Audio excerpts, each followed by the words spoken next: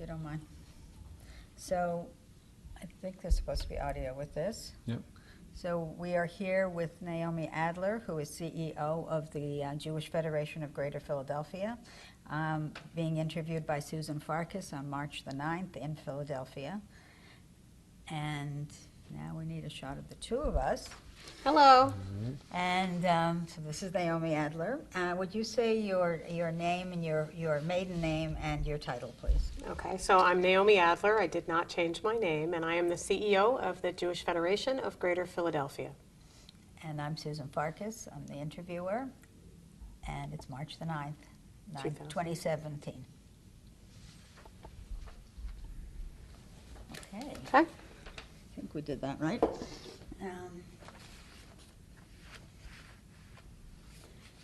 So you're not going to like the first question. What is your date of birth? Your place and date of birth, please. I don't mind answering those kind of questions. I was born on July 5th, I was born on July 5th, 1966. I was born in Dallas, Texas, where my father was a professor at SMU and the music director of Temple Emanuel in Dallas, but only 6 weeks out, he had gotten the job at the Eastman School of Music in Rochester, so they took me in a little doggy basket up to Rochester right after I was born, and stayed there ever since. Could you talk a little bit about your growing up in Rochester? Sure. I grew up in a suburb called Pittsford, New York, which was not really the shishi place it is now. It actually was not the Jewish place in town because we couldn't afford to live there. So we lived in the suburbs on the other side of the tracks, and with the Kodak and Xerox and Bausch and Lomb execs rather than the doctors, the lawyers, the dentists in the Jewish community. And what was your participation in Jewish life as you were growing up? So I was the fourth generation to be members of Temple B'rith Kodesh, which was a cathedral congregation, still is, in Rochester, New York, TBK as we knew it. At that time had 1,600 families as members. So I grew up in that structure and I was named, I had a bat mitzvah, I was confirmed. I also studied in the conservative synagogue, Bethel, with Chazan Rosenbaum, who was my dad's best friend, and it was sort of determined by me and by my dad that I really wanted to get more Jewish learning after confirmation. Okay, I'm going to come back to that, but Sure. could you tell me about your ancestry?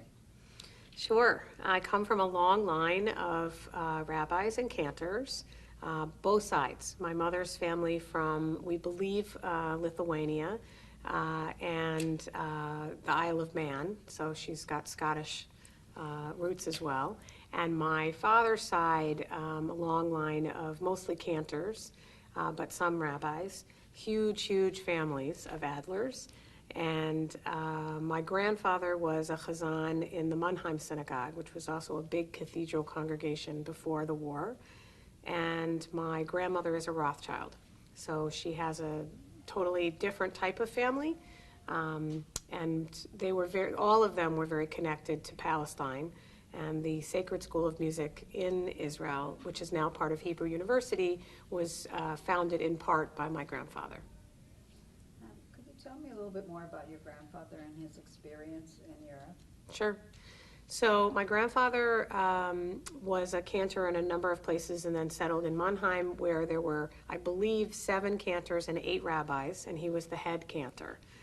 He was very well known for putting on community oratorios. So I actually have posters that show 2 of them, Balak and Bilam and Lichtung Volk, that were done in the early 1930s. The one I have is from 1931, in which the secular as well as religious community would come together for these huge community-wide performances, some of which were done at the Mannheim Synagogue just because it had so many seats and could accommodate thousands of people. So he was very well known as a composer, as well as someone who was experimenting with different melodies in the German, Jewish, I'd say conservadox tradition. He was most definitely what would be considered a conservative or progressive cantor now, but very halachically connected, and obviously they kept kosher and had very interesting, very typical German Jewish experiences. But he was most definitely part of the sort of, I would say, intellectual and musical elite in Mannheim.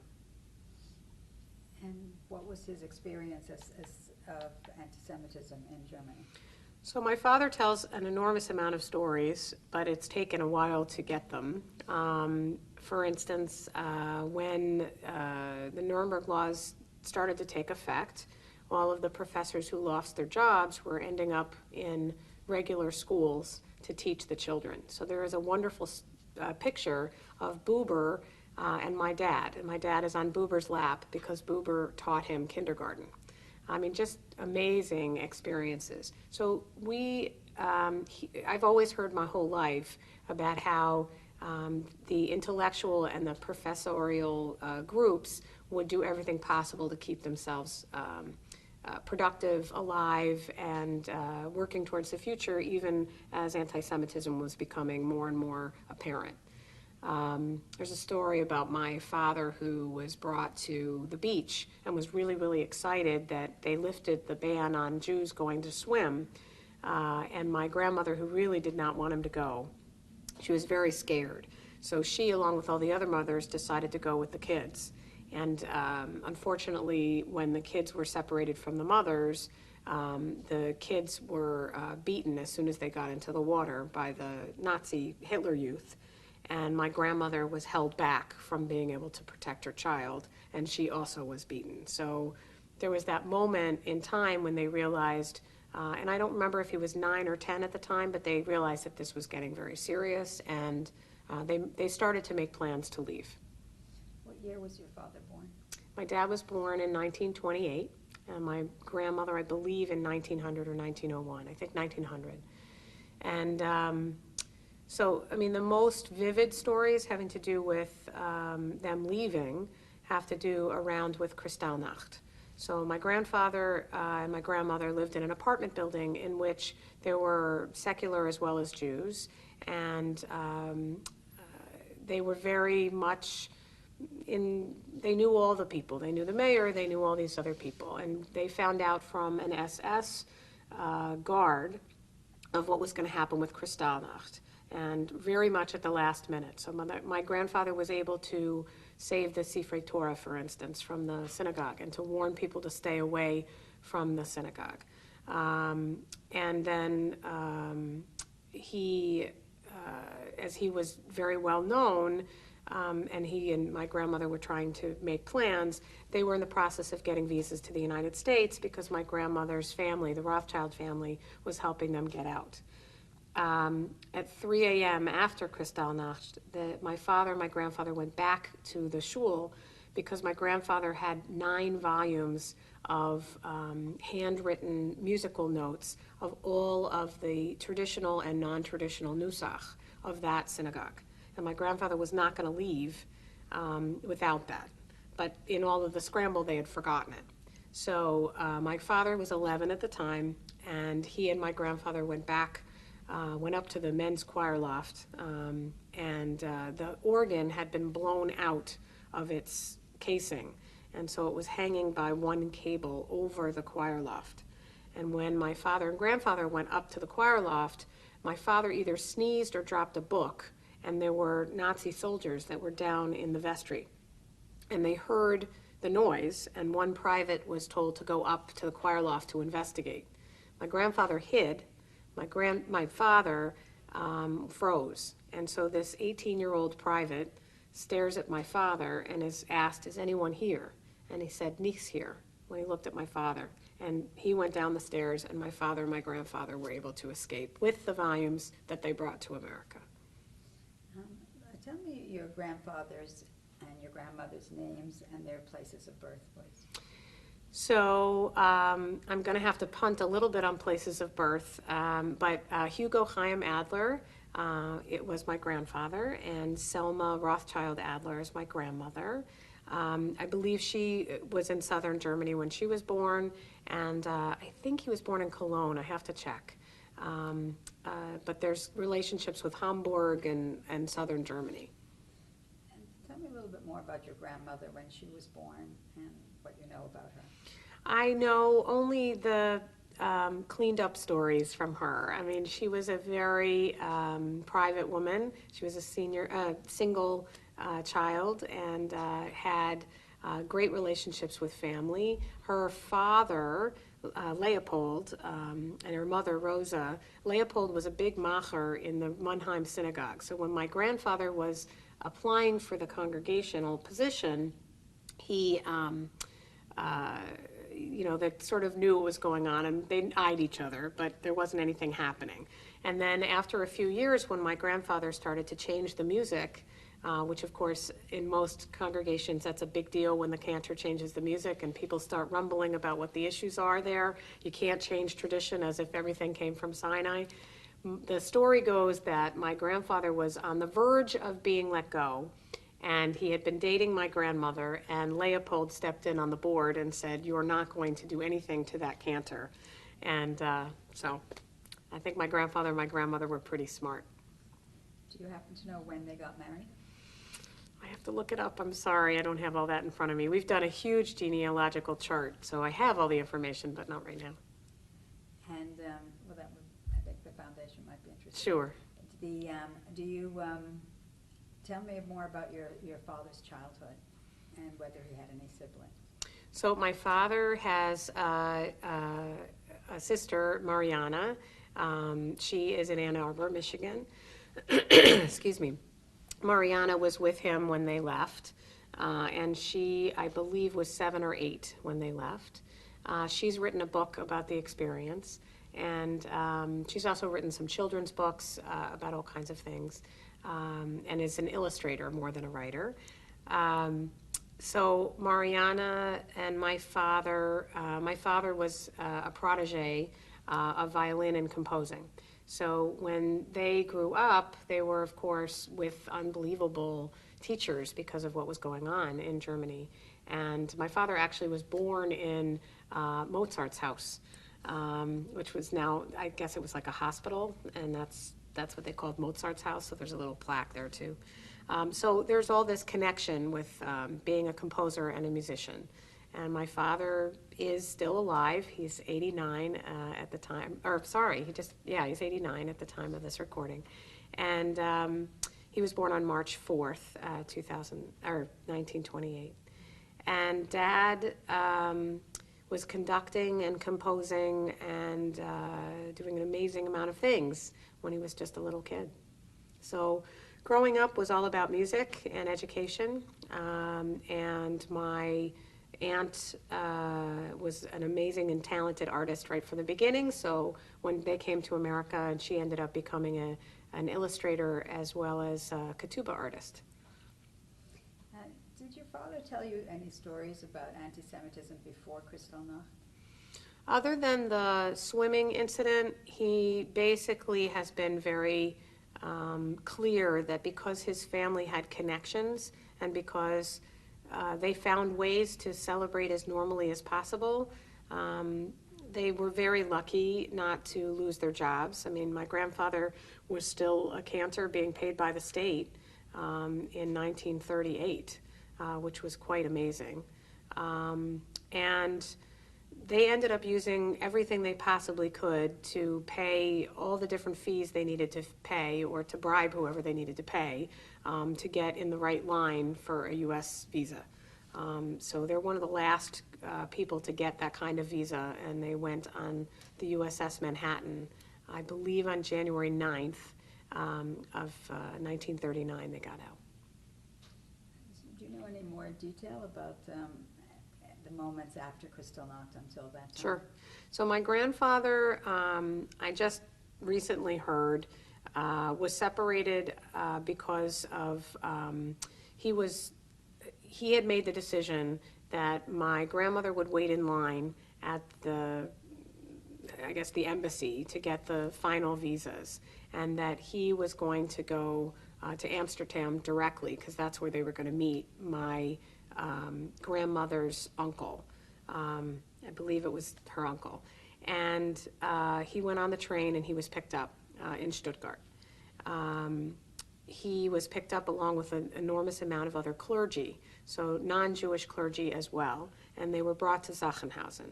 And at that point, my grandmother didn't know what had happened to him. All she knew was that he didn't make it to Amsterdam. And so she actually was so freaked out by the whole experience that she kept rubbing her eyes. So the first time that they were in line and she got to the right person, the doctor said she wasn't fit to come to America because she had pink eye. And she didn't have pink eye, she was just really nervous and had rubbed her eyes. So they had to go home. And so they had another 24 hours and a lot of other things that had to happen in order for them to go back in line and get the visas. Meanwhile, my grandfather was picked up, and it's my understanding that FDR heard that a huge group of clergy had been rounded up right after Kristallnacht and got a message to Hitler that that wasn't acceptable to the Americans. And somehow, I don't understand the whole documentation of it all, but they were released. My grandfather got to Amsterdam, found out that they were already in London, got to London somehow, and they went on the ship together. Just so I understand, who was in London? No one. That's where the ship went out. So somehow they all got there and they met together, and my grandmother was completely astonished that my grandfather was still alive. And at this point, so there were 4 of them? Yes, the rest of the family was either in France or throughout Germany. Over the years, we found out more. Many of them perished in Auschwitz and other camps, obviously. Bergen-Belsen is another. My grandfather was one of 9 brothers, and I believe only 1 or 2 got out. One died in World War I. My grandfather fought in World War I for Germany. There's a famous story of how he was so scared in the middle of a shelling episode, and the French were within hearing distance of the Germans, so that my grandfather all night was screaming psalms into the wind because he really thought he was going to die. And across the bunker, he heard a French accented Hebrew voice. Turned out to be a rabbi who was French, who was on the French side. And all night, they recited psalms to each other instead of killing each other. And so he talks a lot about that too. About I never met him, he died in 1955, but many of his stories my father has told. And told about how, prayer can help you in many different ways. You never know. So tell me the story. So they got to London. They got to London, they came over, I believe, on the SS Manhattan. There was a New York Times reporter who took a picture of my father looking at the Statue of Liberty. I mean, we have unbelievable things and many stories having to do with that. My father ended up writing a Kristallnacht piece that's been done all over the world to sort of have people understand the dissonance and how startling it was for the whole country to experience this. So when they arrived in America, where did they first settle? So they came to New York, and so there were 2 organizations that were trying to place rabbis and cantors. One was the NCJW, the National Council of Jewish Women, and the other was the American Joint Distribution Committee. They set up an office together in New York, and my grandfather was told to go. And at the office, most of the rabbis and cantors would sort of lie and say they were the most, the grand Rebbe of Berlin, So my grandfather didn't do that. He walked in and he said, I was the high cantor of Mannheim. And the woman kind of looked at him, and she had been hearing stories all day. She said, just a minute, and she went to the back room. And believe it or not, the president of the congregation of Mannheim came out and was incredibly joyous that my grandfather was still alive, and he spread the word. And it was so amazing. In New York, all of the rabbis and cantors that had survived or were American, they knew that my grandfather was looking for a job, and while he was waiting for a pulpit, they commissioned him to write music all that year. So my grandfather wouldn't have taken charity, neither would my grandmother, but this is how he fed his children and kept himself alive until he got a pulpit in Worcester, Massachusetts at Temple Emanuel. How long did that take? When was that? It was about a year, I think. I haven't been really fuzzy on the details, but it must have been 1941, I would think. So your father and his sister grew up in In Worcester, Massachusetts. My father ended up going through classical high school in Worcester, and he was the conductor of the orchestra, and I still have heard from people who remember him. He then went to Boston University and then Harvard, and has had quite a career.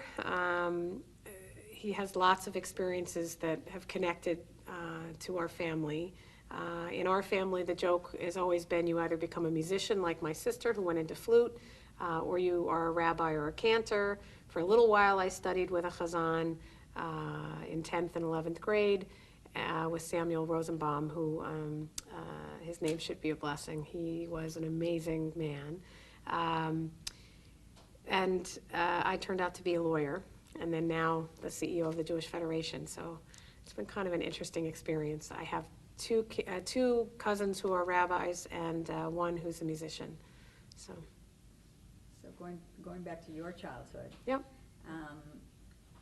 And can you talk a little bit more about your involvement with Judaism as a child? Sure. So my father was very well known in the Reform movement as one who has written a lot of music, secular as well as Jewish, and helped the congregation find cantors, and I was always someone who sung in the choir. My father wrote the motzi that people sing all over the world. Ha-motzi lechem in haaretz. That's my father's. He wrote it in 1955 for kindergarten children in Dallas, Texas. That's the big trivia that I tell everyone, and they all have the same look that you just had. So we grew up in a very active religious household, and what did that mean? We celebrated every holiday. Shabbat was most definitely a time when I studied with my father on Saturday mornings when we couldn't go to temple because we were in Rochester, New York. So if you know Rochester, the snowstorms can be quite atrocious. It's difficult to drive there all the time. So when we couldn't go to temple, we were at home. My mother is an amazing person. She's a writer and an amazing cook. So no one missed Shabbat dinner. And I had a very active childhood. I was in a school, a public school, that didn't have many Jews. So we were the one Hebrew school carpool, and there were maybe 4 or 5 other Jewish kids, and I got to be very friendly with them. We did experience anti-Semitism. I remember some things from my childhood. I remember in 1st grade, my father woke me up very early in the morning because he left for work very early, and someone had spray painted a swastika on our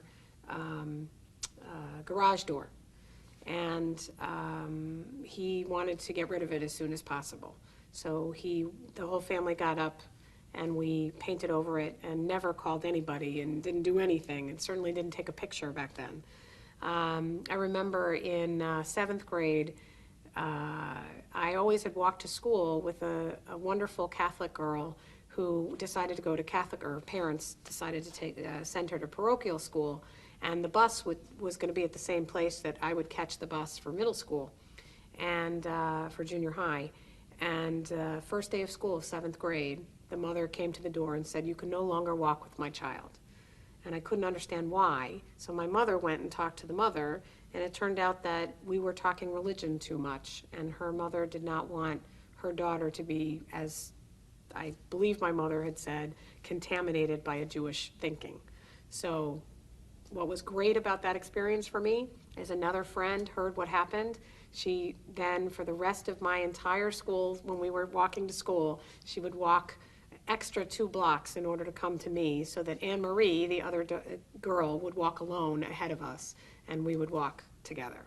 So I've always had friends and family who are non-Jews as well as Jews who have protected us and who have understood the Holocaust story, even though we made a big point of not talking about it very much, because my father, I believe he knew all the family members who died in camps, and he felt that for their memory, we should be moving on. In fact, he wrote an oratorio, a symphony called Choose Life, and that has been how I was brought up, that, we're all going to have things happen in our lives, and we're going to experience anti-Semitism as well as anti-everything else. I certainly have experienced a lot of things having to do with gender bias, and his philosophy and mine is, you deal with it, but you move on. You name it, you condemn it, and you move on. Tell me, though, when these incidents first happened, the swastika that you mentioned, and the girl rejecting you, how did you feel about those things?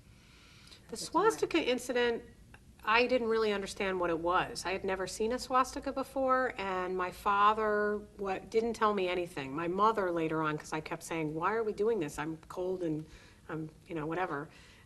She told me later. But I actually didn't understand what the Holocaust was or how it influenced my family until we went to Amsterdam in 4th grade. My father had a sabbatical in Vienna, and one of the things that we did was to go to Anne Frank's house. And it was there on the steps of Anne Frank's house that my father explained to me how many members of our family had perished and what our story was. And of course, then I read the diary like every other young girl does, and started to understand the experience in a different way. There's been anti-Semitism in different parts of my life. I went to Mount Holyoke College, where there was about 10% of the population is Jewish, but a lot of the women are, not necessarily interested in exploring their Jewish life. There's now a much more concrete Jewish life there. At the time, there was a Jewish Students' Union, and I was very involved, and I led services. Like my entire college experience, I led services with my friends, and I was lucky because we were at a women's college, so all of the religiosity and gender bias issues that may have happened in another college didn't happen there, because the only people there to make a minyan were women anyway.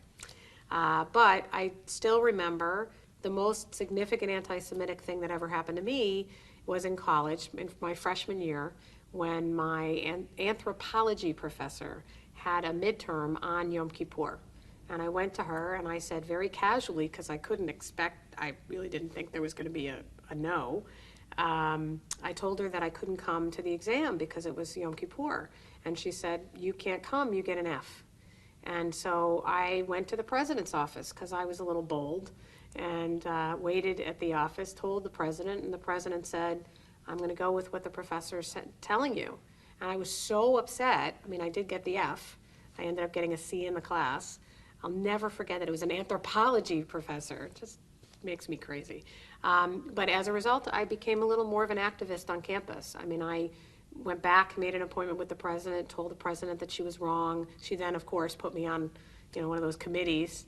And we ended up changing the policy so that you couldn't on Rosh Hashanah or Yom Kippur, or, by the way, any of the Muslim holidays, that there had to be an observance by all the professors and an accommodation. And I'm very proud of that. The fact that the Muslim students, there's a lot of Muslim students now at Mount Holyoke, where Ramadan is something that everybody understands and gets, and there's no problem, I think stems from, my experience in the 80s dealing with the Mount Holyoke administration that just didn't get it. When you first heard about the Holocaust back in Amsterdam, how do you think the experience of growing up knowing about the Holocaust and understanding it, how do you think that informed your childhood? So every day I woke up and sang my grandfather's Moda'ani, Moda for me. That phraseology and that liturgy is to be grateful every single moment that you're alive. And my father would say, your job is to choose life. You cannot wallow in the past. You have to use it to inform your life, to be respectful of it, but to move on and make the world a better place. So I don't think I ever had a chance to think otherwise. It's a very strong mantra in our world and in my house. And he's a driven guy, so is my mom. They're complete workaholics. And he, his whole thing was he didn't want to ever have an unfinished symphony. So when he writes anything, he wrote an opera in 2 weeks, which is unheard of. He just is an incredibly focused individual, and that was what I was expected to do growing up too. Tell me about your mother, her name, where and when she was born. So I'm sorry. She was born in 1938 in Rochester, New York, and it's Carol Ellen Stalker Adler.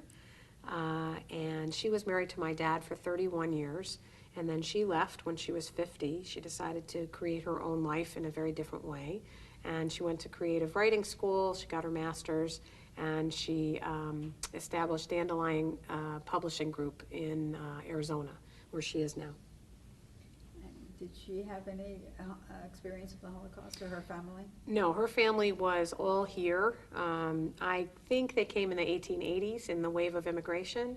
Her uncle, I know, was a bra manufacturer in Rochester. Clothing was a big deal in the German in the German side of my German family, as well as the side of my mom's family. And the Stalkers, I know her father was an X-ray technician and sort of an inventor, and her mother stayed home. She has one sister who settled in Buffalo. And my mom didn't have the best childhood. Her mother was pretty awful to her. So as soon as she got out, as soon as she could, she got out of the household at age 16, went to the University of Michigan, got her bachelor's in record time, I think it's 2 years, was in the process of getting her PhD in Judaic studies philosophy. She wanted to be a rabbi.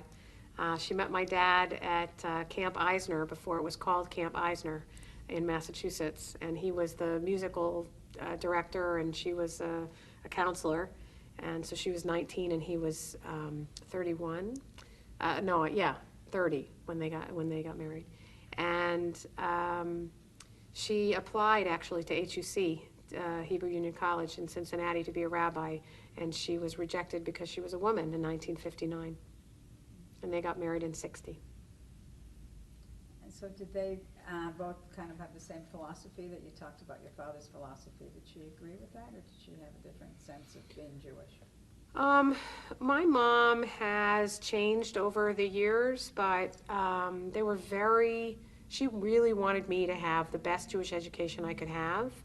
Interestingly enough, they never discussed Jewish day school. I think it's just because Jewish day school back then was considered Orthodox, and they were far from an Orthodox feeling. My mother truly believed in gender parity and equality in prayer and everything that the Reform movement, especially back then, stood for. They weren't really classical Reform Jews. We were much more, I would think, we're sort of like conservative Jews are now. Back then, she believed in the beauty of Judaism and of Hebraic studies. She was very well known as a poet. The Fifth Symphony that my father wrote, my mother did the libretto. So, they collaborated a lot. She was published all through my childhood as a Jewish poet, so that's kind of how I knew her. She never really talked about anti-Semitism much. She most definitely experienced it as a kid, but she also experienced violence in the home. So that was really, she didn't talk about her childhood much at all. So tell me a little bit more about your educational background. So I went to Pittsford Mendon High School in Pittsford, New York, and then I went off to Mount Holyoke College, as I mentioned, and from 84 to 88, I graduated in 88, and then I went to SUNY Buffalo School of Law, and I went to law school because I didn't have any idea what I was going to do. Really, in my family, you get a doctorate. So I was like, okay, what's the best way for me to get a doctorate? I didn't want to be a doctor of medicine, and I certainly wasn't going to get my PhD because I didn't know what I wanted to do. While I was at Mount Holyoke, I studied politics, and I was very much into music. I wanted to be, for a while, into international politics, but I had a internship at the State Department, and I found out that I just couldn't be a foreign service person. And I'm not the best linguist. So I found out I had to do something else. So I went to law school. And, during that time of exploration, there were a lot of different things that I could have done, but I just decided I was going to go and get a doctorate, and then I would figure it out. And then what happened? So I went to a private firm for a few months and realized that was just not for me, but I was very lucky that I had a mentor who said, you know, you'd be a great prosecutor. So I very, very fortunate to get a job in Howard Relland's DA's office in Monroe County. And I did night court, and I did all kinds of different things, and it completely opened up my eyes, and I realized how I was unbelievably sheltered as a kid. So I ended up becoming pretty skilled at being a prosecutor, and I started working in what's called the SAFE, at the time, the SAFE department, which was Stop Abuse in the Family Environment. Interestingly enough, I had no idea about my mother's experience at the time. She pretty much told me about it later on after I was telling her what I was prosecuting. And I ended up really wanting to do something very specific. So I did sort of SVU cases, you know, domestic violence, child abuse, anything having to do with violence in the home. And I got pretty good at it. So I stayed in that department until I met my husband, which is a different story. He was in rabbinical school at HUC Cincinnati, and we met at a wedding at the Opryland Hotel in Nashville, Tennessee. My best friend was getting married, and we met there. You were in Monroe County, New York? Yes. So let's tell me more about your husband and meeting him and what happened. So his name is Brian Beal. He's an unbelievable guy. He went to HUC after 7 years at Emory University as a fundraiser. And so he was a little bit older, and he and I met at a wedding, and then we didn't see each other for about 1.5 years. Then we saw each other at the time it was called the Union of American Hebrew Congregations, which is now the URJ, at Biennial in Atlanta. My dad was conducting the Biennial Choir of adults. I was in the choir, and Brian and I kind of knew each other was going to be there. We had sort of scoped this out. And the HUC students always come to Biennial, and so we officially started dating then. And how long did you date? We dated for a while. He had to finish rabbinical school. At the end, or in the middle of his 4th year of rabbinical school, he proposed, and he asked if I would move from Rochester, New York to somewhere in Ohio so we would be closer. This is before cell phones, Skyping, all of that, and long distance was really expensive, and we couldn't really afford many trips. He had done his CPE, his pastoral education at Strong Memorial Hospital in Rochester to spend the summer with me, and so things got hot and heavy, and I agreed to look for a job, and I got a job at the Jewish Federation of Greater Dayton. And there you have more than one hat. And the executive director, Peter Wells, was an incredible mentor. So I was fundraising for Women's Division, and I was the Jewish Community Relations Council director for a year there. And then he graduated, and we went to New Jersey. What did you do in New Jersey? Took a while to find a job. I went back. I was commuting to New York. I was assistant counsel for an organization that's no longer around. It was part of government. It was the Commission of Investigation.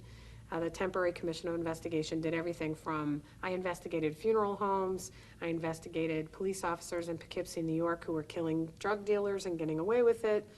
So I was sort of like that special prosecutor, and the governor and a lot of other officials could come to the commission and say, will you do a confidential investigation? So we had the best of the state police investigators who were retired.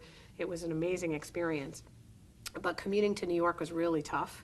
And we wanted to have children, and I wasn't getting any younger. So I ended up getting a job at Rutgers University as a fundraiser, because I had one of those conversations with my husband where he said, if you couldn't do this, if you couldn't do criminal law, what would you do? And I said, I really want to make the world a better place for women and children. And he said, well, okay, what does that mean? And of course, the answer was I wanted to lead a nonprofit that could do something to help in that situation. And I really didn't know anything about nonprofit life, and the first thing my husband said, and everybody else after I started investigating it, said, you have to learn how to do fundraising. You need the art and the science of fundraising and those skills, and you have to be able to approve to a volunteer board of directors that you can raise money. So I got a job in the biggest institution I could, Rutgers University, and I was really fortunate to get a job at the Bildner Center for the Study of Jewish Life. So I could do Jewish fundraising, talking about Jewish stuff, which I knew how to talk about in my sleep, but at a big institution. So I got a really good basis, and I worked there for 3 years. Just to make sure I have it, when did you and your husband get married, and where was the wedding? Okay, so we got married in 1998, 1 week after he became ordained. I schlepped everyone, his family, my family, because no one was living in Rochester anymore. My father had already moved to Ohio.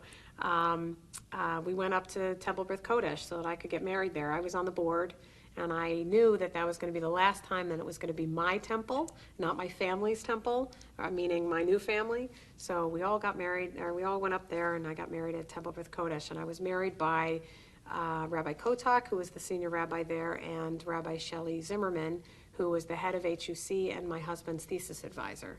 And Shelley, Rabbi Zimmerman actually knew my grandfather very well. He had his bar mitzvah with my grandfather. My grandfather's kind of famous for being the cantor at the bar mitzvah of a lot of famous people from the Union. So Eric Yaffe, Rabbi Schindler, Rabbi Friedlander, who is now the head of the World Union. They all had their bar mitzvah with my grandfather. So what was the exact date of the wedding? June 13, 1998. And where did you actually settle at that point? So my husband had a job at Sherry Emeth in Manalapan, New Jersey, and it was only 20 minutes away from his parents and where he grew up in Hazlitt, New Jersey. So that was really a nice, convenient thing. So he was the assistant and then the associate rabbi there. And in 2001, we moved to Rockland County, where he became the rabbi of Temple. Well, now it's called the Reformed Temple of Rockland, but at the time it was Temple Beth Torah in Nyack, New York. And so we settled in Nanuet, and I got a job as the CEO of United Way of Rockland County. That was before or after the Rutgers experience? That was after. So I got my Rutgers experience, and then I moved to New York, and actually one of the congregants from Brian's new synagogue told us about the opening at United Way, and she said they're looking for somebody totally not from the area who would give them a fresh perspective, and I was very fortunate to get the job. And I led a small United Way for 7 years, and then I was recruited to a bigger United Way across the river in Westchester, New York. You mentioned that your eyes were opened in one of your first jobs as prosecutor. What do you think has motivated your life's work? Wow. I think when you truly understand poverty and how it influences every aspect of a person's life and how difficult it is to stop the cycle of poverty, that has motivated me from the beginning of my experience as a prosecutor. I mean, I would sit with families, particularly mothers, and it's very easy for me, coming from a very privileged background, to say to a woman, okay, well, why can't you just leave? You're being abused every day. Your kid is getting hurt, or your kid is getting, abused in a horrific way. Why don't you just leave?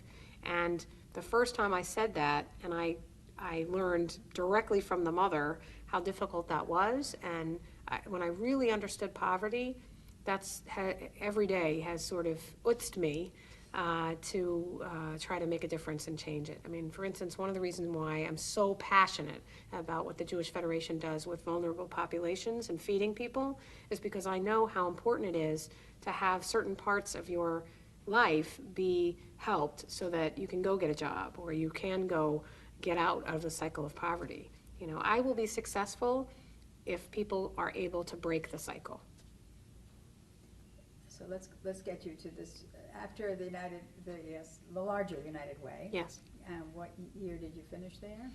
So I left in 2014, and right after we had sort of dealt with Hurricane Sandy, and I led also a helpline called 211 in New York, about which I'm very proud, and never thought I was going to leave. Brian thought he was going to be at the congregation for a long time as well, and then I was recruited to come to Philadelphia. So tell me about this position. What the position was, the whole recruitment process. Sure. So I was the last candidate put into the finalist pool, and I had David Edel, DRG Associates, was looking for people, and I had LinkedIn with one of the people who helped him find candidates. At the time, I did not know that the reason why they put me in the pool was because they had not had any other women. And there is a movement afoot in the Jewish world to make sure that women are considered as finalists for any major CEO or executive director position. I knew none of this. I just thought I was, a really good candidate, and of course they had seen me, and I was really wonderful, and of course they would put me in the pool. At the time, they knew nothing about my Jewish heritage. They knew nothing about my Jewish knowledge. They put me in because I was at a CEO level, and I was impressive enough to David Edel at one breakfast that he said, just put her in the pool. I was given the opportunity to have an interview. I did. I think I rocked their world a little bit, according to Susanna Lax Adler, who was no relation but in charge of the committee, and I was a very different, out-of-the-box type of candidate for them. So I ended up interviewing again and another time, and then I got the job. So this was you had been working at a United Way, which I guess where your religion didn't really play a role? So the only time it played a role was with Jewish donors. In Nyack and in Westchester, of course, there are a lot of very prominent Jewish people who mostly work in the city of New York and have their homes in Westchester or in Rockland. And so, I knew how to raise money from Jews.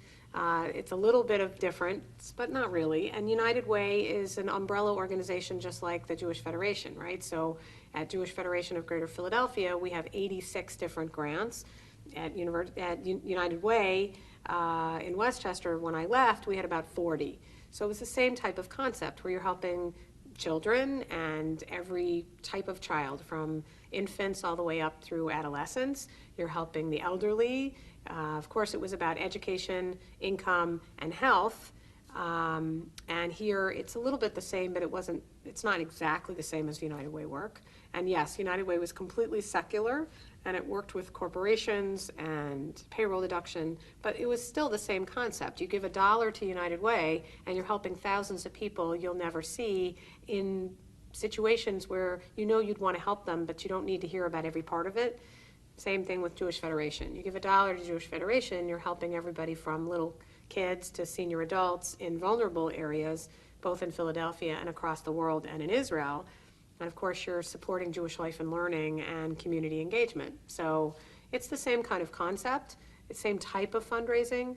Of course, when it's Jewish, there's a lot of emotion, and there's that added level of being sensitive to people's religiosity, which you don't have to deal with as United Way.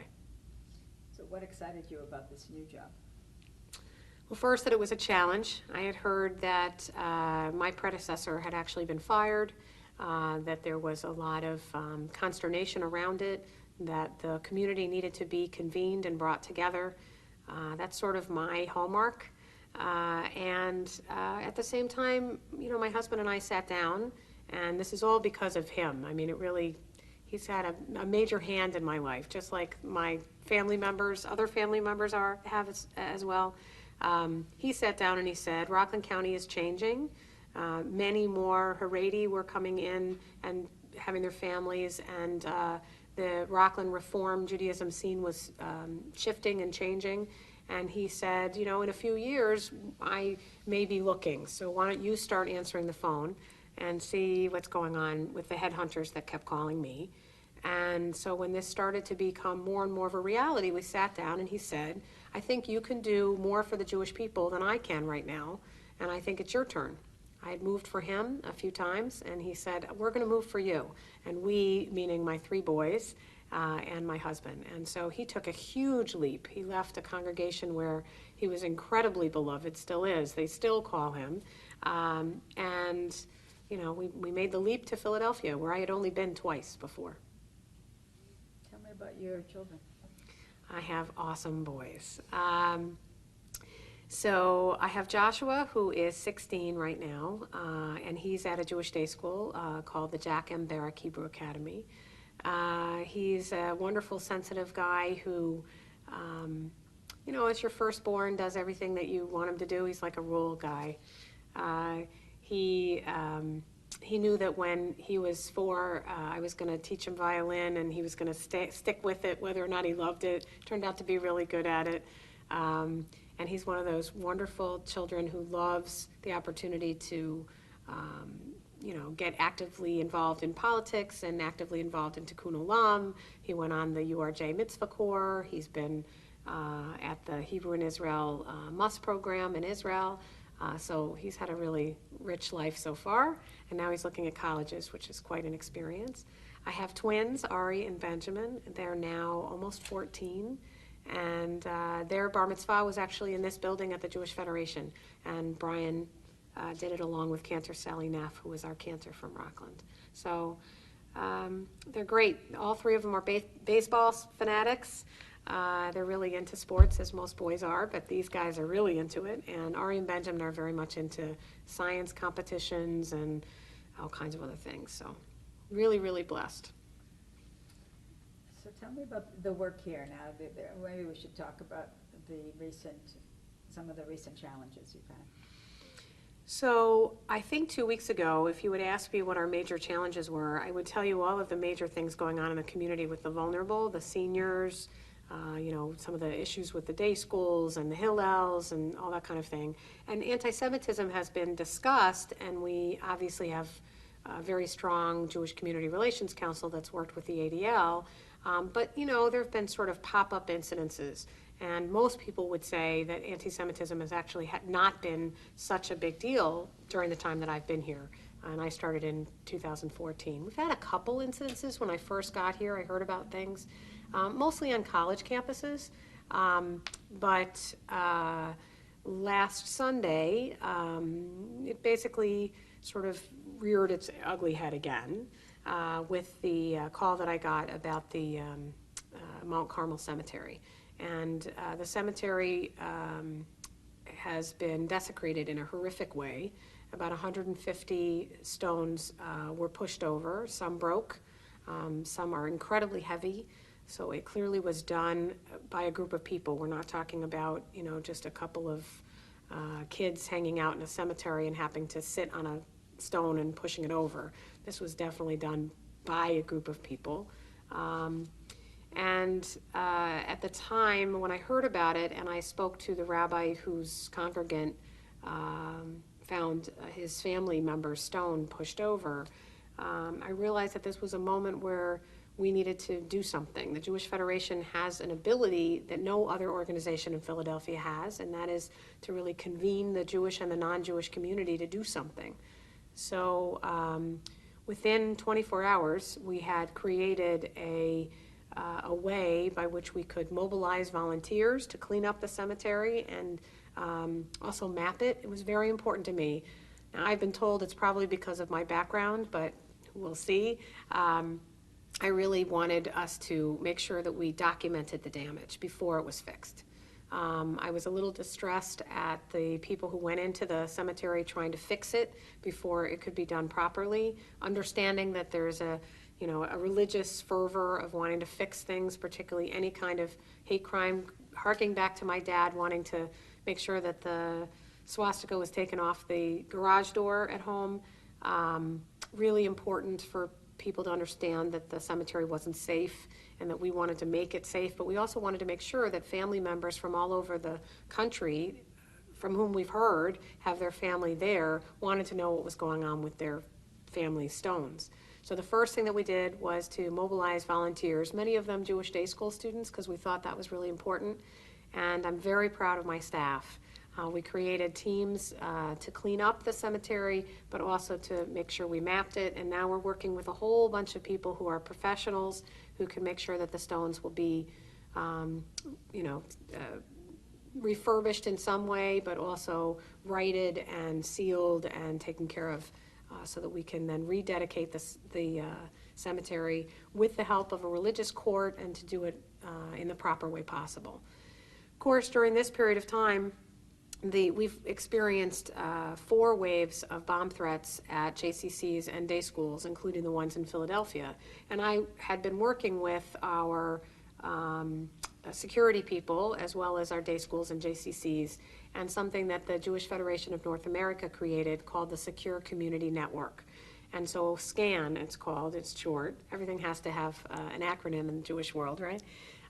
SCAN and I had been working for a long time, We were creating a director of community security during this time. And I realized that this was a moment when we really had to look at the bigger picture. The next day, which was Monday, another wave of calls came in, and one of them was to the Perlman Jewish Day School, which is the elementary school on one of the Jewish Federation's campuses on City Line Avenue in Philadelphia. And so, as such, also the Kaiserman JCC had to evacuate. So 140 preschoolers and infants had to be schlepped out of there as well and disrupted their day. And it was a fifth wave. Now I think we're on the sixth or seventh wave of calls, only a week and a half later. I will say that, we decided that this was time, it was now time to be exceedingly public. And so on Monday, there was already a gathering of interfaith leadership at the Lutheran ministry. We called the head of the Presbyterians and the head of the the interfaith religious group that was going to be there, and we asked whether or not we could do a press conference.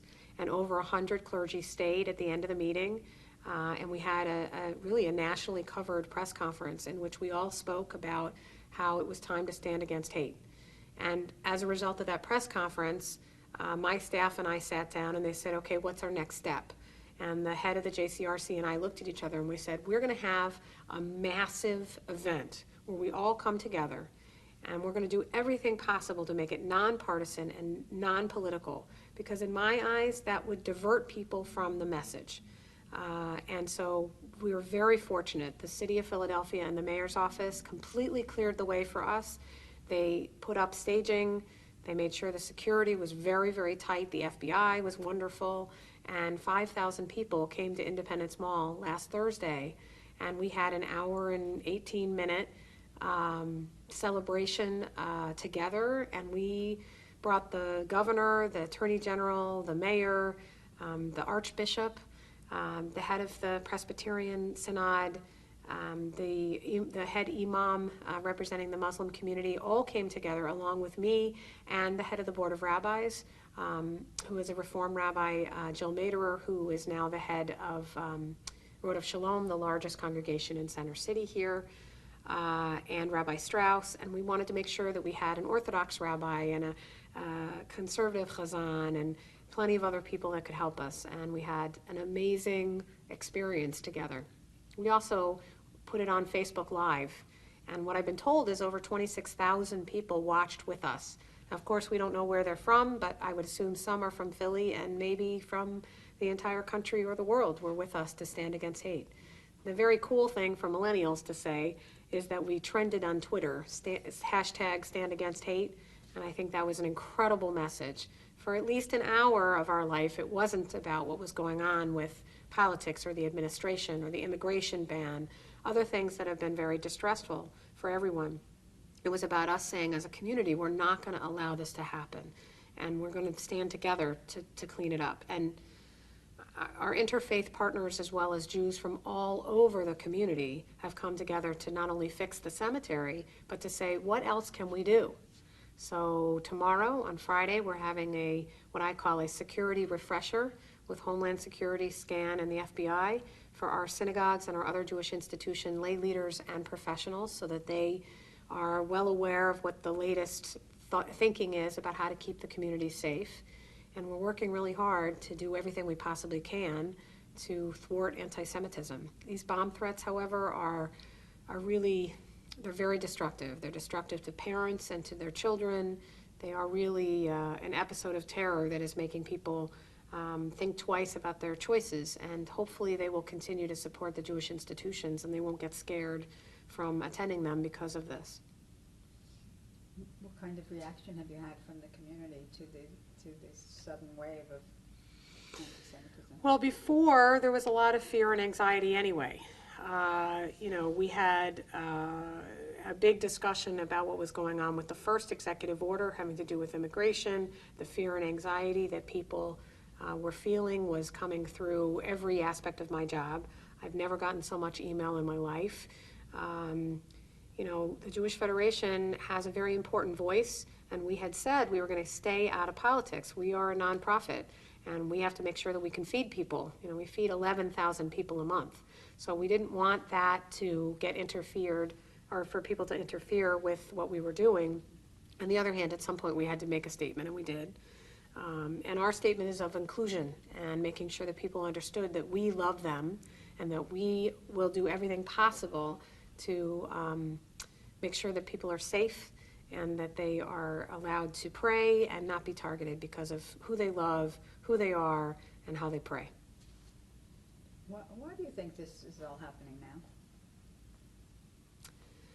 You know, I have a very good friend who's a historian, and I have a cousin who is also a very learned professor, and they would say, you know, there are cycles of history, and we're starting another cycle, or we're in the middle of another cycle of history where it's acceptable for anti-Semitic comments and anti-Muslim and Islamophobia, you know, xenophobia to come back. That this happens every 40 to 50 to 70 to 80 years, right? I don't know whether or not I buy that totally. I would say that the appearance of social media in our lives, where you can be anonymous, where you can take on some other name and spew out hate and not be held accountable for it, is it's just horrific, and it's emboldened people. So I think the combination of that and what's going on in America with, you know, elected officials just over the last few days have tried to make it very clear that they are standing against hate. But it has taken a lot of effort for people to push our, especially our non-Jewish elected officials, to actually say something. You know, it's pretty amazing that a couple of days ago, all of the senators of the U.S. Senate signed on to a letter against hate, calling out for the FBI and our whole judicial system, as well as our law enforcement system, to take this seriously. You know, it's our job to keep the spotlight on. At the same time, we don't know what happened in the cemetery. We don't know that and the police have said to us, we do not know that it's anti-Semitism. What we do know is that it is a form of hate speech. That we do know is that it's desecration. And it's my job, I think, to make sure that people look at things through as the best lens possible, so that we're not overblowing to a point where if something really happens that needs our attention, that we name it the right way. And in my eyes, it doesn't matter if it's anti-Semitism. It made people in the Jewish world and in the non-Jewish world stop their daily lives and be fearful. And for those who have family members in that cemetery, that extra guilt that, you know, they weren't there to protect their loved ones. And of course, from Jewish history, we know that the Nazis and others over the years, you know, tried to convey the message to Jews that even their dead weren't welcome, by pushing over the headstones and trying to obliterate their name. And as we know, you know, the only thing we have in the end is our name. You mentioned the word terror. Mm-hmm. So how does a community come together and deal with that terror? I think when you feel alone and you feel like you can't do anything to combat the fear and anxiety, which is part of what the Nazis tried to do, right? They tried to separate Jews and get them into places where they couldn't function. I think it's the same thing today. You know, if terror makes you feel apart from your community and feel helpless, then it's working. It's really going to debilitate you. And our job, by putting people together, is for someone to never to feel alone, to always feel like there's, you know, many people behind them, telling them that they do belong in this community, and that you know, we're going to try to protect one another. That see something, say something isn't just a phrase. It's actually that we are going to look after one another. I think that that's an incredibly empowering thing to do. And that's really the bottom line of how to combat terror that's coming from the phone or an email and is so anonymous. I am very respectful of our law enforcement, but it's very difficult to find a person who's sending an email or to figure out a computer-generated voice and where it's really coming from. Thank God there has not been a bomb. We've had big conversations about it's bad enough to have the terror. What's the next step? What else is going to happen? How can we be prepared to help one another? Violence exists in this world. There's no way to get rid of violence, but there is a way to make someone think twice about being violent in a community that's looking after one another, because then there are cameras, then there are people watching, and there are ways to prosecute people. And I believe in deterrence. Maybe that's because I'm a former prosecutor, but I do believe that there are ways to deter people from being violent in a space where they're getting the message that we care for one another. Do you think that these events had any particular resonance for you, as given your background? Sure. I think also, this past year, I took a women's philanthropy mission to the March of the Living. We went to Auschwitz. It was the first time I had been there. My father was vehemently against me going. Really felt that I'm still this little girl. He wants to protect me from horrific images and from reliving what his family experienced, and of course the millions of others. We went to the Polish cemeteries where the stones are still down, because there isn't a Jewish Federation that is going to spend the kind of money and time to write all of those headstones. Now, many people have, but there are older cemeteries where that's not going to get fixed. And of course, that's not the number one thing to work on. We did this not because we're the keepers of all cemeteries, but because this was a way to prove to the community that we were there for them, and that we were going to take a stand, and we were going to mobilize volunteers to take a stand against a really horrific and large act of hate that resonated across the world. We've certainly been hearing from the media all over the world. I just want to be clear, so what you're talking, you mean you did this, meaning here in Philly, not going... The cemetery, I'm sorry.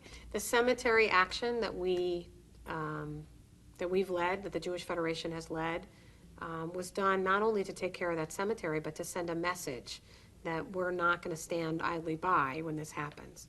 Now, whether or not my history and my experiences and my role as the head of the Jewish Federation had anything to do with this, yeah. I was the first one to say, what can we do to make a difference? What can we do to send a message? It's not good enough to tell a TV reporter, what the Jewish Federation stands for. We needed to have an opportunity for people to come together and for them to have something to do, since we all feel helpless when hate arrives on our doorstep.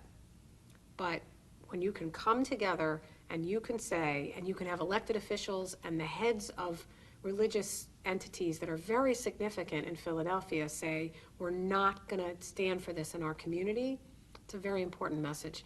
And I'm proud that our Jewish Federation was able to bring it. Tell me more about the national and international reaction. Well, first I heard from family members as far as Israel who thought they had family members at that cemetery, and we have over 100 families now that we've logged who do have family members in the cemetery, where we've gone back and forth with them to tell them whether or not their family's headstones were desecrated. There's a rabbi in LA where 26 of his family members are buried in that cemetery, and many of those headstones were desecrated. So we immediately heard from him. I'm now getting the letters. I'm getting letters from school children. I just got a letter from North Dakota that made me cry. It was just, we don't know you, but we stand with you. We're praying for you. Just amazing people who have come out and seen the media and seen what happened. You have to remember that this cemetery desecration happened about a week after a huge cemetery desecration was discovered in St. Louis. And I think that's very important for us to remember.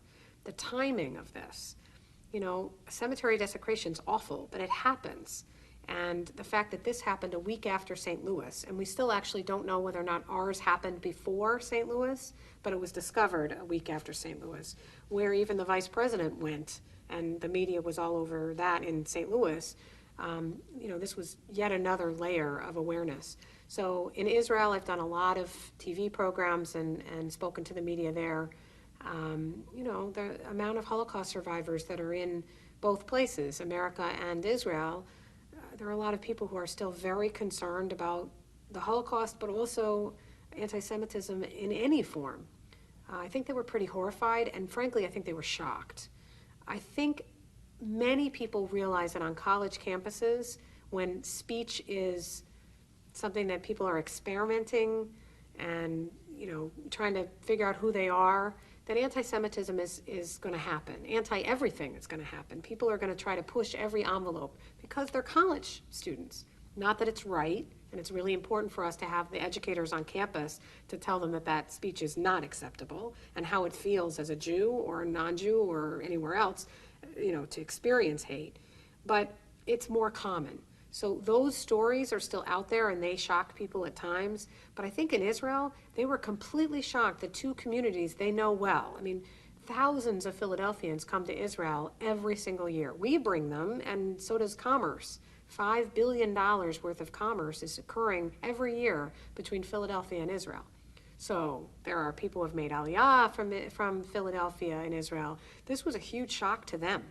And so we heard a lot from them. But I've heard from Voice of America. I just did something for them for Eastern Europe because they wanted to translate what we did in Russian so that those who are Russian speakers knew what we were doing against hate.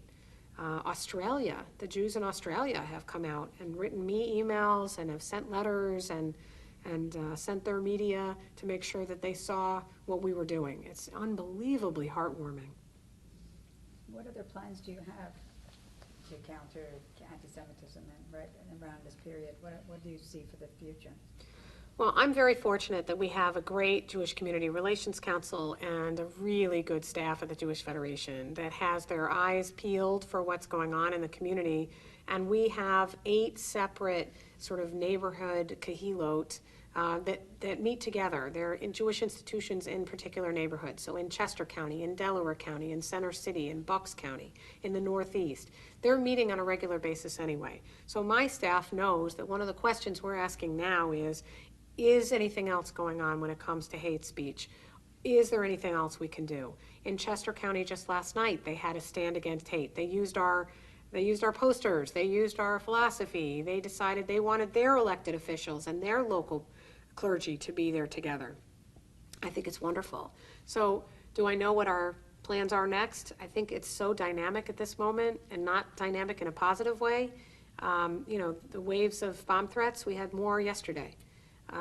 Not just in Philadelphia, we're talking about all over the country, you know, but the closest ones from yesterday were in Delaware. So our colleagues in Delaware are, you know, 10, 20 miles away. And so we're trying to, as a group, I think more than 46% of the JCCs have received bomb threats, and they're trying to deal with how it's disrupting their operations and dissuading people from engaging with their JCC. So anytime possible, I was just at a Stand with the J thing on, or an event on Monday where 150 people came out, and I spoke to them about what we're doing. You know, our job is to make sure that our director of security is successful, that every Jewish institution meets with the Jewish Federation, that we help get grants for them, whether it's from our funds or from the federal funds that are out there through the Homeland Security grants, but also to keep the dialogue going. It's really important for the FBI and the local police to take it seriously all the time, not just because the media has been really paying attention. So that's our job.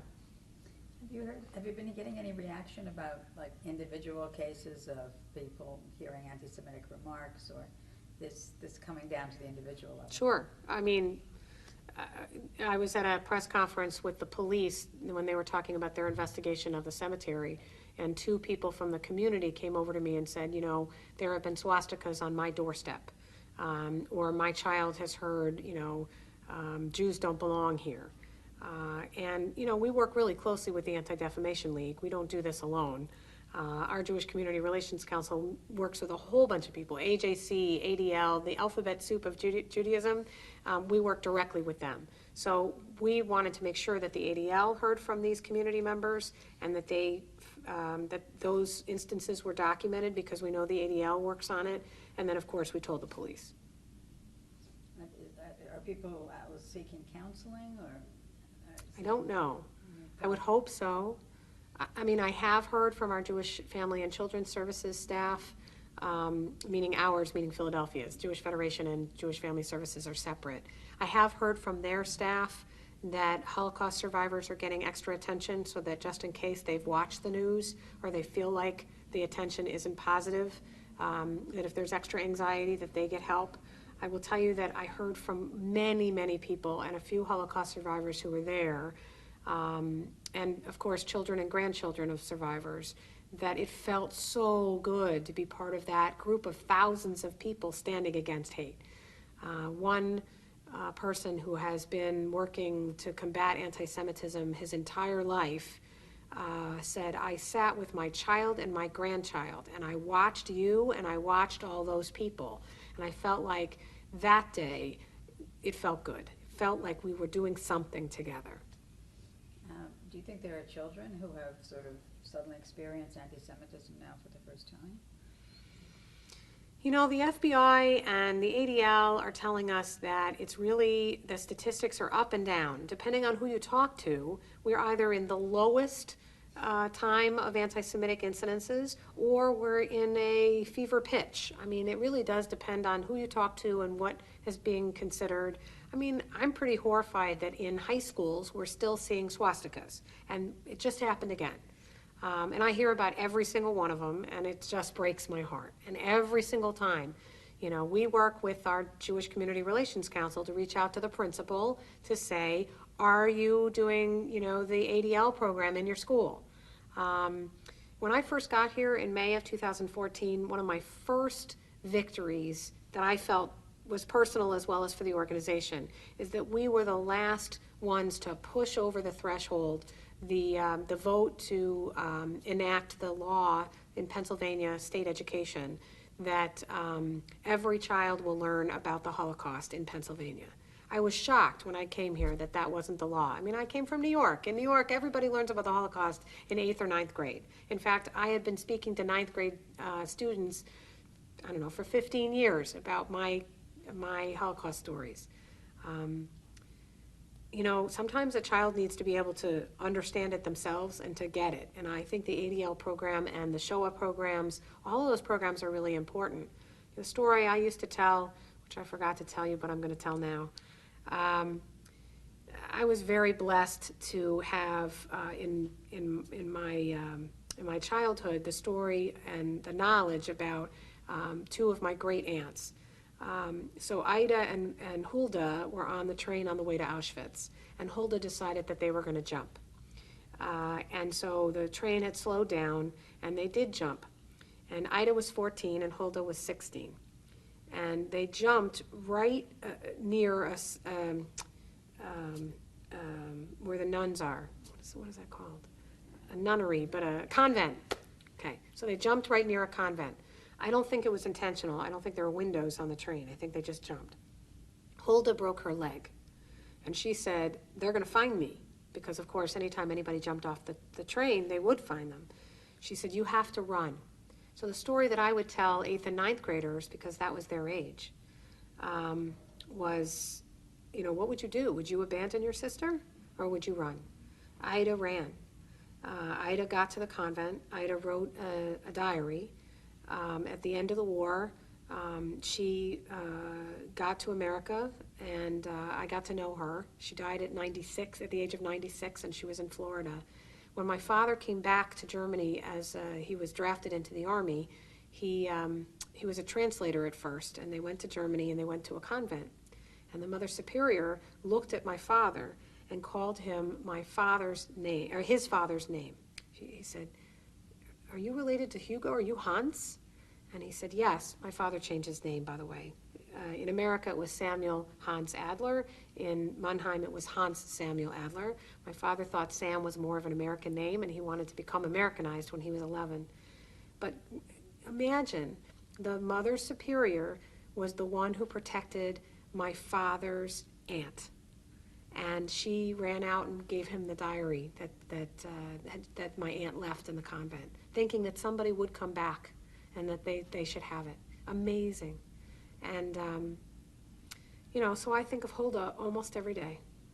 So yeah, did the episode hit me? You bet. Is it my job to make sure we do something about it? Yes. that there's something about that we can do? What kind of education do you think might help to combat anti-Semitism? Oh, I'm not an expert in this. What education? First of all, there needs to be a plan.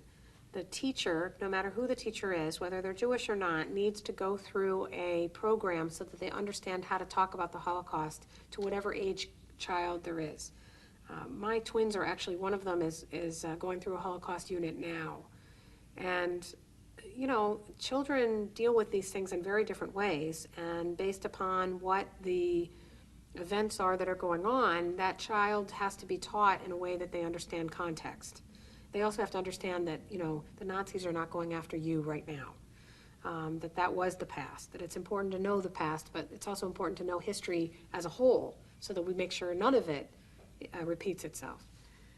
So it's really important for teachers to receive the education and to know how to talk to children, and for parents. I mean, I give great kudos to principals and superintendents who take the time to let the parents know when not only the Holocaust is discussed, but the civil rights movement. I mean, you see some of the footage of the civil rights movement and what they did to children and young adults, and the dogs and the horrific lynching. Children should not be exposed to those violent images without context. And so, you know, that's what I believe is very important, and that's, you know, why we support very thoughtful programming. It's also why when we bring people to Israel and we go to Yad Vashem, we talk to them ahead of time about why Yad Vashem looks different than the U.S. Holocaust Memorial, the museum, and why Philadelphia has a memorial. You know, why is it important to have a memorial? And our memorial is on the parkway. You drive by, you know, thousands of cars drive by it, and the Israeli flag is right there. You know, so I think context is really important, and reminding people of that context, even if you think they know about it, is really important. So you feel that the study of history is really kind of key? Yes, the study of history within context. And of course, you know, I think it's important for people to understand what Holocaust denial is, and how to see it, how to recognize it, and what to say. You know, and sometimes you don't have to be an expert. You just have to say, that's wrong. You know, that we've been talking a lot in the last few months about fake news, right? It is extremely helpful only in one way, and that is I can explain to my kids how Holocaust denial has roots. You know, how people can understand. I mean, they do not understand how someone could deny the Holocaust. They just, I mean, look who their parents are. But, you know, and I've said to them, well, are people believing fake news when a highly elected official, you know, or highly ranked elected official says something that is blatantly false, but with great conviction? What does that mean? And what is our job to make sure that we know what's true? Truth takes time. It really does. It takes time, and historical context is the most important thing that my children need to learn. Is there anything else you'd like to tell me? It's been an honor to talk to you about this. I expected to get emotional, but, you know, it's,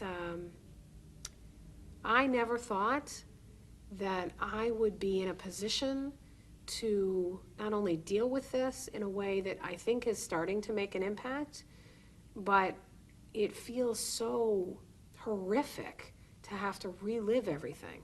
That, you know, that there are still so many people out there who feel that their primary mission is to scare people and to instill terror, and frankly, to say you don't belong in this country. It is so sad, and it's maddening. I mean, truly, when I got angry, I called my dad, and he said, you know, okay, I understand you being angry, but get over it and go do something.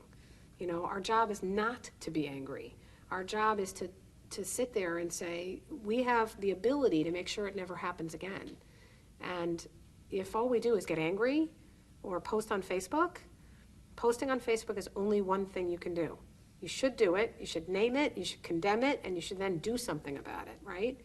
Fake news, anti-Semitism, hate speech, all of that. The more we condemn it and the more we make it socially unacceptable, the better. How did you boys react to the to the events of the last couple of weeks?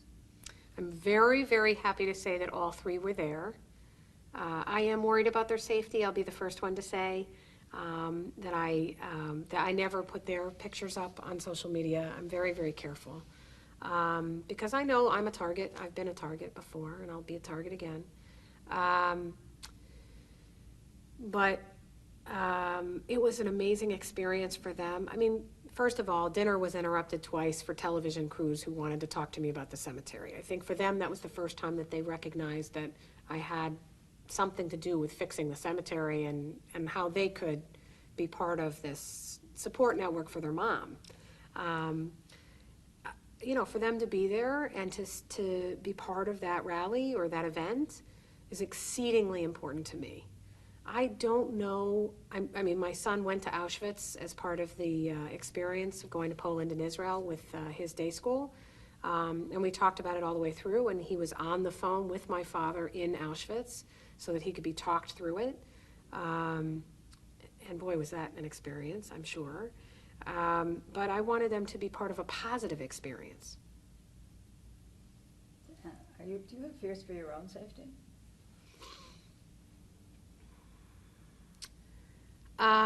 Once in a while, I'll think about the fact that, yeah, I'm in a very prominent position as a Jewish leader. You know, my grandmother always said to me, God will provide. When their first Rosh Hashanah, they had nothing. They had sold everything. You know, they shipped over their piano. That was their prized possession, and it got ruined on the pier, so they didn't have their piano. And my grandfather, as is customary, went to the cemetery at the beginning of right between Rosh Hashanah and Yom Kippur, when most people go and visit their relatives. And everyone knew that the Cantor's family had nothing. And the day before, my grandmother had sat with him at the kitchen table, and my father remembered them going through their bills, and her saying, I don't know how we're going to do this. I mean, you know, my family can't take care of us anymore. We're going to have to figure this out. And they both looked at each other, and my grandfather and my grandmother said, God will provide. Now, there are a lot of people who think that's a very simplistic value or value system. But the next day, my grandfather went to the cemetery, and at the end of the night, he came into the kitchen, and his pockets were overflowing with dollars because they tipped him every time that he said Kaddish with the family member. He had no idea what that was or that it was a custom, but the community organized and said, our Cantor will not accept charity, but he will accept this because we'll tell him it's a custom, which it is, by the way. And, you know, I remember those stories. So when people say, are you scared? Sure, I'm a mom. You know, I want to protect my kids and my husband and the rest of my family and our community. But I have a very fierce trust in God. I really do. Have you had threats? Yes. Do you want to talk about them? No. I think I'll talk about them, but not what they were. I have been told by the authorities that if I give a lot of information, there's no way to find the person who might perpetrate it. At the same time, I don't spend the time thinking about it. It's not worth it. The police have been great. They do patrol. They put extra patrols when they think there's something going on. My street has a lot of rabbis on it, because just where we live. And I think everybody is in danger, not just me. So at the same time, you know, if you think about it every day, it debilitates you, and you don't allow your children to go off and do their normal life, right? So there's school, and there's baseball, and there's science, and there's music, and they have to have a full life every day. Just like I started this, you know, we have to choose life and not be focused on the hate crime. But yeah, I've talked to the police and told them what's going on, and you know, we've had things happen here too at the building. And big discussions about, is it secure enough? I mean, my staff have come to me and said they're scared. Tell me about your slogan, carry the light. So last September, we rebranded. We rebranded because our old slogan, one people, one community, one federation, didn't resonate. There are a lot of Jews who don't feel like they're part of one anything, right? More than one Jewish opinion is the joke. and there isn't one federation for everybody. And we also, by the way, need to tell people that it isn't federation, it's Jewish Federation, because there are all kinds of federations of people. We have to be proud Jews and say it. So Carry the Light came out of a long discussion and many, many different focus groups about what could we say that one could personally own and that the community could do at the same time. And what's a Jewish image that is not, by the way, a Holocaust image, because at one point it was that Holocaust gold, that color scheme, and I looked at the branding expert and I said, are you kidding? We are not doing that. We have a joke about this, that we weren't going to do Jew blue. Every Jewish organization has the same blue as part of their slogan or their logo. So we came up with Carry the Light, a very personalized message as well as a slogan, and honestly, it's a challenge. Go carry the light for our community. Carry the light of light and that symbolism of bringing in the light to a community that has darkness, and that has poverty, that has problems, and we're the ones carrying the light to that community. It's incredibly empowering. So what's your message these days to your community here in Philly? First, thank you. The outpouring of people and notes and emails and support, I hope it continues. I do hope, as I am the CEO of an organization that raises money, I hope that every single person realizes that, just like my colleague John Risquet used to say around 9/11, no other organization could have pulled off that Stand Against Hate rally or event. I have to stop calling it a rally, I guess, because it's not political. No other community organization could put on that event at Independence Mall with that high-level group of people. And I'm really proud of that. And I want the community to remember that, because just like with 9/11, we were there on 9/10, and you have to be there on 9/10 in order to be able to react to 9/11. So we've been there many, many times over the years, whether it's for Israel or for Philadelphia or for Siberia or for the Ukraine. It's really important for people to understand. And I hope that they stand with us. They give us their time, they give us their treasure, they give us their talent, and they remember their Jewish Federation is a foundation of Jewish life in Philly. So possibly something good will come out of this, do you think? Something good has already come out of this. The fact that so many people feel comfortable coming together in the public square of Independence Mall with that historical context is fabulous. The fact that thousands of people have taken to social media to say, I'm standing against hate. To trend on Twitter must mean thousands and thousands of people at the same time all across America were tweeting, stand against hate, we stand against hate. That's amazing. And that emanated from our little rally. It's pretty great.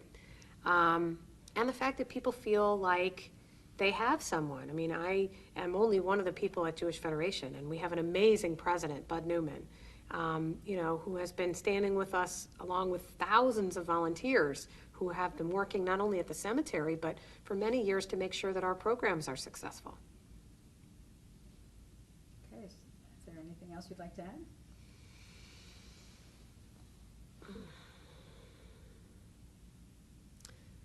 I wish that I could be so optimistic to say that there won't be any other hate incidences, or there won't be any other opportunities where we're going to have our voices heard loudly.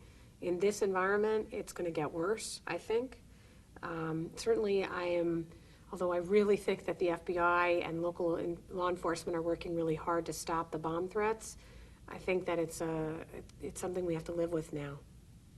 And they did find a copycat, which is also somebody, that whole scenario. They found somebody who did 10 threats, one of them to the ADL, but that doesn't get rid of the enterprise or the people or whoever is doing the rest of it. And of course, periodically, there have been really major acts of violence against the Jewish people and against all these other people. The two shootings, of people who looked Muslim to the shooter, and you don't belong in my country, and then they were shot dead. The 5 mosques in Tampa that were incinerated. Just that is horrible. So I do think that we are in a new paradigm where it's not just anti-Semitism, it is real hate. And we have to be spending more time combating it. I guess you will be. Yeah, Thank you very much. thank you. Wow, what a privilege to talk to you. Oh, thank you. It was a real honor to do this. This has been great, so fascinating. Can we just, I saw Hulda's picture in my brain, and I thought, okay, I have to tell that story. Oh, I guess she didn't make it. she didn't make it. I was just gonna say, can we just all be quiet for room tone, just for 10 seconds?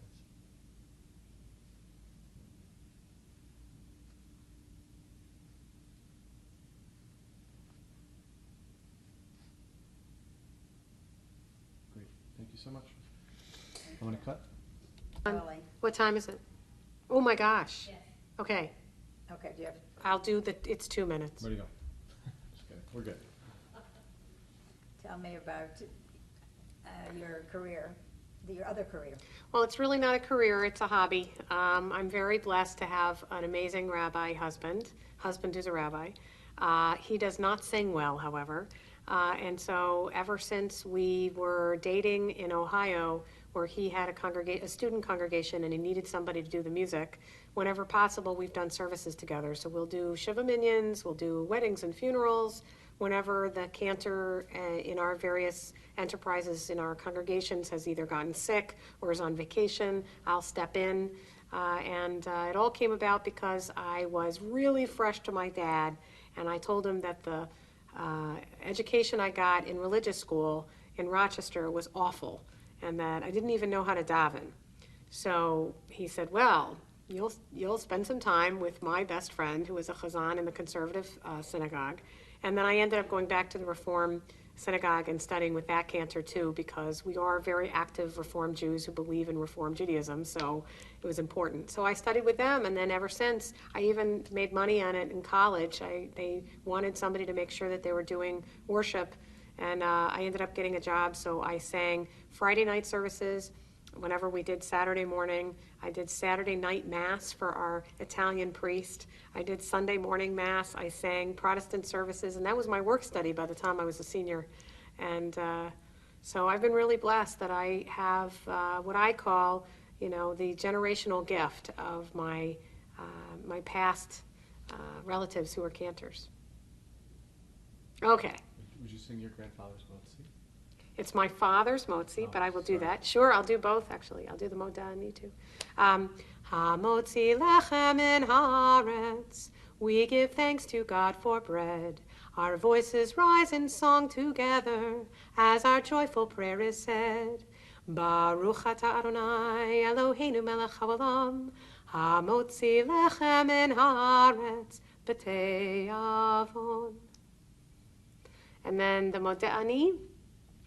Modani, modani, modani lefanecha, melech chai v'kayam, melech chai v'kayam, shechazarta, shechazarta, shechazarta benishmati v'chemla, Rabba, and I kiss my kids, emunatecha Rabba, emunatecha Rabba, Rabba, Rabba, emunatecha. He also wrote the Chad Gad Yah that many, many people sing all over the world.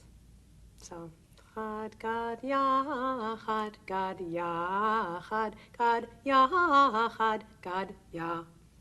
Okay, now I'm really done.